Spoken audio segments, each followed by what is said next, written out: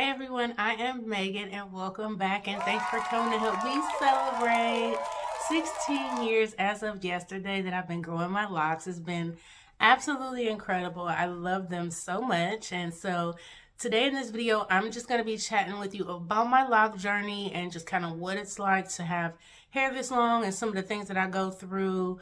And then we're also going to get into a spot I'm going to start calling Lock Talk, where we answer those frequently asked questions that people have for people like myself with locks this long. So if you are interested in that, I hope you will stick around. And also, if you have questions that I don't address in this video, please let me know in the comments. I would love to try and answer every question that I can and research the ones that I can't. Okay, so let's have some fun. We might as well start by me stepping back away from the camera, right, so you can see my hair.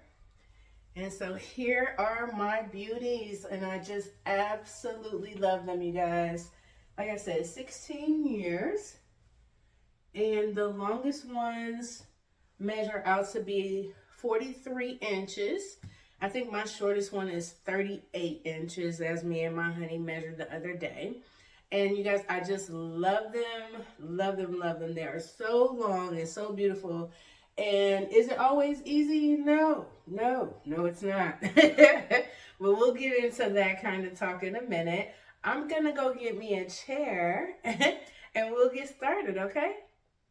Okay, you guys, so let's get right into it. So, what made me start my lock journey? When I was a little girl, probably about 9 or 10, I saw a family with the longest locks, and I was just asking my mom, like, oh my God, can we do my hair like that? I want my hair like that, and etc. The dad's hair, his locks were ankle length, the mom were calf length, the sons were knee length, and the daughters were right past her behind. And the kids were young, so I was like, that is like amazing. I thought they were beautiful. And that's what started my love for locks. When I got older and moved to Tennessee, I then saw another woman whose locks were very long and beautiful and golden, and I was just like, I gotta start my lock journey. So when my son turned 2 in 2008, I decided to start my journey. I did start my journey with very short hair.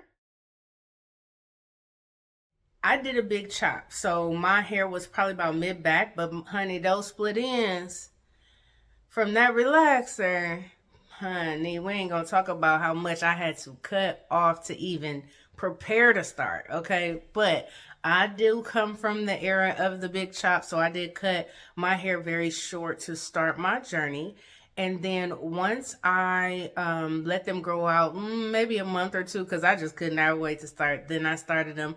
I started them as normal palm rolling. But 2 months into my lock journey, I had also started my weight loss journey. And so my hair was constantly unraveling. So I got onto YouTube, like Tutorial Central, basically, right? And I learned about interlocking. So I do interlock my hair. I do not twist my hair at all. And I've done that since month 2 of my journey starting. I decided to continue to do it like that because I loved how lightweight that they were and how I didn't have to worry about any creams, gels, or any of those types of additions. If you choose to twist your hair, that's fine. Palm roll, whatever you want to do. Comb, I don't care. Like interlock, whatever you want to do. The point is making sure that it fits into your life, and interlocking fit better into my life. In regards to what I use, I will probably show you guys my tool in another video because I'm going to do a repair video for you. So check out that next video when I do that. But I use an interlocking tool, and it's old school, like from back when we first started interlocking our hair. So just prepare for that. It is not a crochet needle. But anyway, around 2015, my locks were to my behind, like right above my behind, but the back was heavier than the front, and so it caused me to hunch. So against my own desires, because I've always wanted my hair to be long, but I ended up cutting my hair to about shoulder length. At first I cut them to about right here, and that wasn't enough. There was still too much back weight, so I cut them to about here. And then I went in and unraveled the back halfway and re-interlocked them so that they will all be like kind of the same width and more symmetrical, so my head will feel even, because I knew I wanted them to grow back out to the length that they are now. I'm so glad that I made that decision. It was a very, very emotional and hard decision to make, but it was for the integrity of the longevity of my locks going forward. And it was a very good decision to make. So let's get into some of these questions, these frequently asked questions. Let's get into some of that lock talk, shall we? So, are you going to cut your locks? Not anytime soon. I actually would love to see my locks at knee length, surprisingly. And I know some people are like, what? But I do. I want to see them all at knee length, and then see kind of where I am at that stage in life, like what it's like to manage them at that length and everything like that. That's just always been a personal goal, is to see what life is like with knee length locks. So no, not planning to cut them anytime soon. And I kid you not, people have asked me that every year. You know, people have become very accepting of locks. But back when I first started my lock journey, I remember getting some of the rudest comments and questions ever. And, ew, those things are dirty, you need to cut them off. And, oh, y'all, so much stuff. But I have thorough intentions of seeing exactly how long they can grow. So no, I'm not planning to cut them off anytime soon. Another question that I get a lot is all of my hair mine? The answer is yes. I have never added any hair or anything like that into my hair, and I'm not saying anything against anybody who decides that needs to be a part of their journey. I know some people don't like the ugly stage and all that, so hey, do what you feel like you need to do. But for me personally, I have never decided to add any hair to my hair. So my hair is 100% mine. I have had people ask me, you know, what it's like to carry them and how are they heavy. Because I interlock my locks, they are not as heavy as they were when I was adding creams and gels to them. I would have to imagine at this length that if somebody was adding like creams and gels in their hair all the time, it might be a little heavier. But I am lucky that I interlock and am at this length where they are not as heavy as they probably could be. Now, that not taken away to fail to say that, baby, when I wash these, talk about heavy. Ooh, honey. Now, that's another one we're going to get into. How do you wash them? I wash them in sections. So I get into the shower, I get everything wet, and I have to take and wring them and get some of that water weight out. I have to sit them up on my shoulder. Okay, and then work on the other side, and then sit them up on my shoulder, and then work on the back. Let these fall forward, wring the back, and then separate the back and bring them up onto the shoulder, honey. Like my wash process is a day. I have to set a whole day aside where I don't have to do anything else but do my hair, because it takes quite a bit of time to wash it and then dry it. It's probably altogether about a 4-hour process between the wash and the dry. Now, I know you say to yourself, oh honey, that ain't worth it. It is to me, y'all, for real. Because I'm telling you something, when you wash all of that life dust, that's what I call the dirt and things that we collect in life in our hair, because we all collect it every day. And when you get all of that weight out of your hair, honey, I'm talking about light as a feather, y'all, for real. And I just love it. So it's definitely worth it for me. And again, that's a personal thing for me. Speaking of life dust, my cousin asked me a really great question. Do you sit on them? Do you step on them, etc.? So one thing I'm going to do for this portion of the video is I'm going to stand back up so I can kind of show you guys some stuff, okay? So I'll be right back. Okay, you guys, so the reason I wanted to stand up for this section of the video is just to kind of give you an idea of some of the things that I do to protect my hair, and answering some of those length questions that I get. Like, do you sit on them? What do you do when you go to the bathroom, or when you drive, and that kind of thing. So, biggest thing that I can say that it'll be a good takeaway for anybody with long hair or anybody with long hair ambitions is your hair is real. So you have to remember that. And I had to learn that along my lock journey the hard way. So for example, that's why I say some of my locks are 38 inches and stop right here. And then that's why I have other locks that come all the way down here, is because over your lock journey, especially at this length, you end up learning the hard way to protect your hair, especially your ends. You have to protect them. If you don't, they're gonna get snatched, grabbed, pulled, torn out, etc. The tension is not a game, okay? So you have to take care of your hair. That is one of the biggest things that I appreciate in my lock journey, is it has taught me to respect my hair and what comes in contact with my hair. So you may say, okay, you go to the bathroom, I pull it up. I definitely pull it up.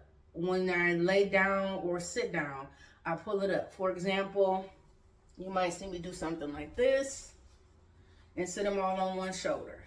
You might see me do something like this, so they can be up and out of the way while I'm about to do whatever activity is going to cause them to get damaged or dirty while I'm doing that activity. Even if I have to throw a scarf on top of this, I will do that in order to make sure that my hair stays safe. When I drive, it's required. Now, I used to drive with my hair down all the time, and I used to snatch my tips off all the time because they're too long for that. Like, they come in contact with everything in your car.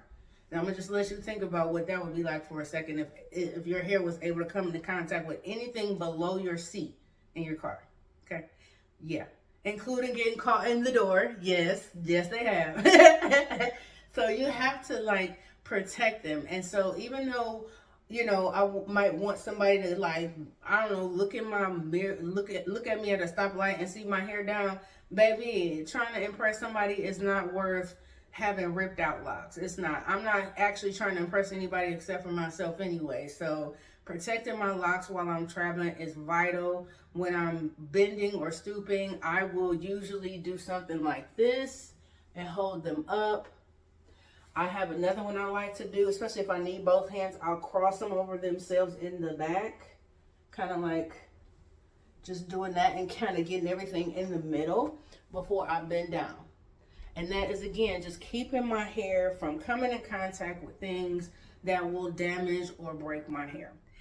All right, y'all. So the last part I'm going to get into in this video is that grand question that I get all the time. Have you ever lost a job over your hair or been denied a job over your hair or whatnot? Yes, absolutely. I do come from the era that once upon a time they didn't let us wear our hair like we want to at a job.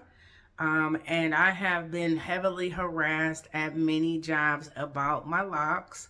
Once I had a manager tell me they were disgusting, and that's gross, and she doesn't know why people would want that dirty mess in their hair. I have had discrimination occur where someone else had locks, but they were shorter than mine, so I was forced to put my hair up when that person did not have to put their hair up. I will never forget this job interview I went to, and I had my hair up in this gorgeous pinup style. I mean, it was just so, it was like this kind of honeycomb thing, but it was super cute. It was up nice and professional. I had, you know, nice professional clothes on because it was a fine dining restaurant. And I've worked in many fine dining restaurants with my locks before, so I didn't think that was going to be a problem there. But I will kid y'all not, the whole interview, he was looking up at my hair. So mind you, on my way into the interview, I saw plenty of people with nose piercings, face piercings, tattoos showing that worked there. They were coming in their work uniforms. But anyway, so he's looking up at my hair, and I'm like, I just had to ask him, I'm like, is my hair going to be a problem? And he definitely told me that he didn't think his clientele would approve of my hair. So yes, I have had some crazy things happen to me about my hair over a job. And but when people ask me, have you ever like thought about cutting it for a job? Absolutely not. there is nothing wrong with my hair, and my hair does not prevent my ability to accomplish a goal or complete a job in an efficient and professional way. So there has never been a job that I was offered that the contingency could have been me cutting my hair and I would have done it. No. And now that we're at this season in life where now jobs can no longer discriminate against your hair, I'm so glad that I didn't. I know so many people who cut their hair for a job they do not have anymore at all, you know? And so I'm just very thankful that I chose my hair over that. I've definitely still been able to manage having a variety of different positions in life that did not require for me to cut off my beautiful locks. And so that's the answer to that question. Again, if you guys have any other questions for me, I would love for you to put them in the comments. I hope that you like my video enough to subscribe and share it. Thank you guys so much for watching and celebrating my 16th anniversary with me. And y'all have a wonderful day, and I'll see you in the next video. Bye.